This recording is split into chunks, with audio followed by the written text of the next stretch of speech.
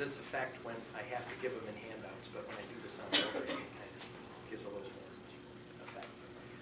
These are issues that have come up from rural customers, and customers tell us that smart meters will emit high levels of radio frequency radiation into my home. And then you can see the facts down there. RF from these meters is similar to common everyday devices such as radio, cell phones, baby monitors, wireless networks. It's weaker than a key fob, you know, where you can stand in the basement of your house and unlock the doors on your car. You can't do that. And one of the things we have found, different than other states, is we have found, especially when you get into Monroe County, that there's cornfields, and the signal doesn't go through the cornfield. It just doesn't. So it's a weak signal that's picked up by a meter that is usually close by.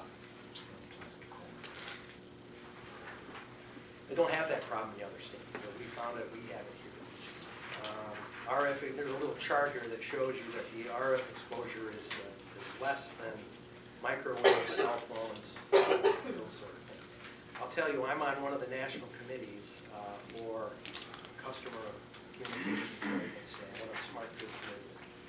One of the things that we've learned is, you know, the average customer, the average person makes a cell phone call for 1 minute a day. Average person. So think about it, you probably exceed that. So if you made 1 call a day, it would take 350 years to get the same exposure from this meter. And that is if you stood with it next to your head. So the signal is very weak. We get a lot of bad press where people say, no, no, no, it's really bad. It's not. We haven't found that at all. And again, the regulations are set by the FCC, not by us. So if you go to page 12, you've got the disconnect and reconnect switch, and you got some folks that are saying, you know what, you guys can shut us off whenever you want to. Unfortunately, that's not true. You know, we've got the rules. The MPSC has instituted more firm rules for the use of this switch. So, for example, if we cut a customer for not paying, and the old rules, we got to turn them on the next day. Under the new rules, we got to turn them on that day. So the rules are much firmer. What's the grace period on that roughly? Somebody's not paying their bill, how long? Well, you go through the standard notification, right? Okay. So you get a letter in the mail, you get a phone call. Bob, you're going to have to help me with that process. Yeah, it's a standard collection procedure. I can't tell you exact dates of it. Okay. So I mean, like, change there. it would be a few months, I would assume, prior to them getting there. About 60 to 90 days. Okay. It's not 30%. There's numerous contacts made, and then also try to get them to a program so the service is not interrupted. Give you a break in case you forgot. Sure. Do you have a date like that you would have like all the meters that you would like to have all the meters that you would replace by? In Taylor? Yeah. Probably about this summer. We're here now. So most of Taylor is pretty much done. Not quite. No? No, we're working. I don't think we're half done with Taylor. Oh, okay. You know, it works. You know, you do subdivision by subdivision, meter reading station by meter reading station. And again, you try to organize it the best that you can. Next myth, and it's on page 13, talks about appliances, and people claim that we're tracking the use of their electronic appliances. Some folks say that we have the ability to watch that they're in their refrigerator more than they're on their exercise bike. I have honestly had somebody make that claim. We have absolutely no use of that at all. These meters do not do that. If you were tracking that, I could save you the trip to my house.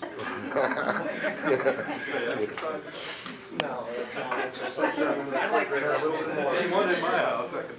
My wife said Yeah, right. Anyway, the meter, and also the meters are tested. We do have the meters tested. We had a guy claim today that these meters aren't tested. They are tested. And the final slide talks about security and surveillance devices, and we've got some folks that feel that we're selling this data to criminals. DTE has never, ever, ever sold details from any meter reader, for any customer to any customer. We just don't do it. We're forbidden to do so, and we just don't. And I think there was an NPSC order recently that came out about the security of the data from these systems. So if you want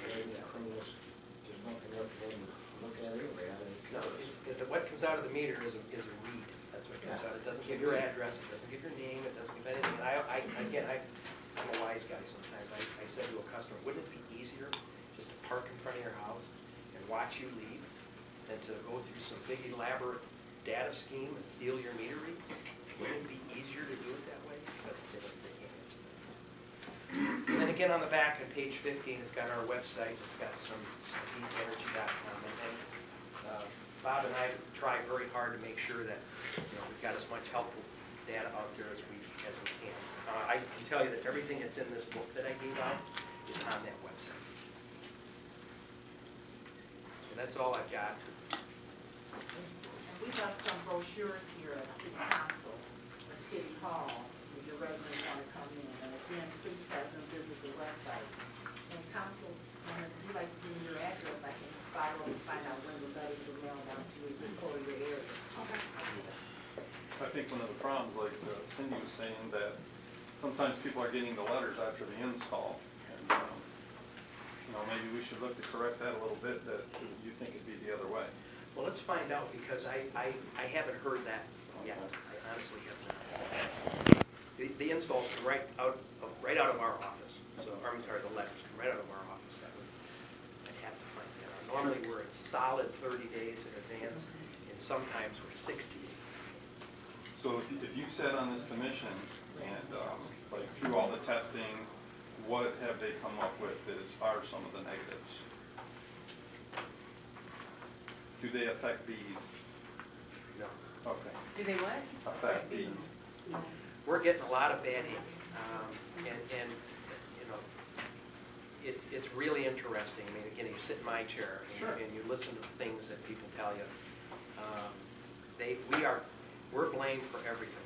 I mean, I'll give you a funny one of the day. I had a guy call me and says, "Thank you for installing the new meter." And I said, "Why?" He says, "My wife and I have been trying to get pregnant for 5 years. You install the meter, and it happens."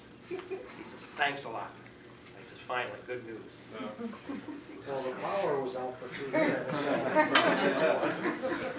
Problem is, Darn maybe it, look making like the up for guy that everybody to want installed to the opt meter. Who's this? I wouldn't tell that everywhere I went, you'll have everybody opting out. What about, we know that like solar flares affect electronics and that. What about this? I haven't heard that yet at all. You haven't heard that solar flares affect No, electronics? I haven't heard. Like- I haven't heard anything about solar flares, anything affecting this signal whatsoever. Well, that was another scenario that was presented to us, that if it happens, it's going to knock out all the meters, and nobody's going to have power, and it's going to be, like it was back a few years ago. We just want to be able to answer the questions that's been proposed No, I to us, appreciate so. that. And there are plenty of books in my office, so if anybody else needs them, Yeah, we actually all have one of those. Yeah, I'll leave these. I have 3 extra. Thank you very much. Thank you. Thank you, Mr. McCormick. And Mr. McCormick, did you meet our mayor? No, I have not. No, we didn't, I came late, sorry. Mike, for the presentation. I'll tell you my connection to Taylor is I'm the guy that assigns all the basketball referees to Taylor. So all the Taylor You better guys. assign the right one to tune them tonight. You know what? Chuck's a good friend of mine. So I asked Chuck before he had a lot of experience.